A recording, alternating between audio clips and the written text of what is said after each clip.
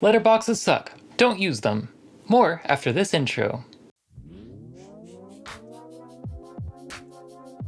So before we jump in, some background on why I'm making this video. Recently there's been a storm of YouTubers uploading content in wider aspect ratios than 16:9, most commonly 2:1, also referred to as 18:9. MKBHD is probably one of the most notable examples, but plenty of other YouTubers like Linus Tech Tips have followed suit. Of course, there's been plenty of content produced in other ratios like 1.85 or 2.35 being posted to YouTube, most of that being cinematic content like films and documentaries, and more is being posted daily. I don't want to answer the question which aspect ratio you should use, because I think that's a question you have to answer for yourself.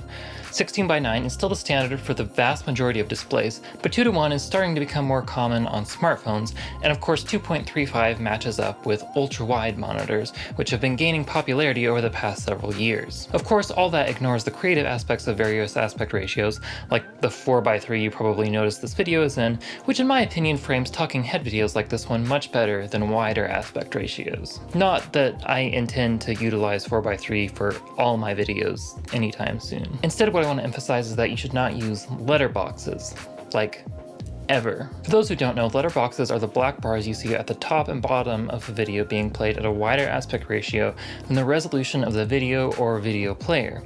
Everything in this video also applies to pillar boxes, which you probably see on both sides of me right now. But pretty much all examples of non-16:9 aspect ratio use are wider, so that's the term I'm using. Now I want to emphasize that I'm not saying you shouldn't use 18:9 or 21:9 aspect ratios in your videos. I've done it, and I'll certainly do it in the future, but what I want to get across is that you shouldn't edit in 16:9 and then use those letterbox templates I'm sure you've seen advertised to get that more cinematic aspect ratio. Instead, you should just edit and upload at the aspect ratio you intend to publish at. Because if you don't, anytime someone watches your content on a 2:1 or ultra-wide display, this is what they'll see. That is called a window box, and it sucks, and I don't want to see it when I'm watching content on my wider than normal aspect ratio display. Okay, I could end the video there, but I'm not going to, because the sanity of people with wide displays isn't the only reason to upload in the native resolution of your video. Plenty of people watch videos minimized in YouTube's theater mode, which allows the video to take up more of the screen without being in full screen mode.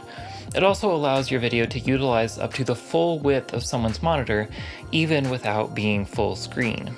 For a long time, there were valid reasons not to upload at native aspect ratios. For starters, YouTube didn't even support it and would only display videos at 16:9. Even after that, there were features like in-screens,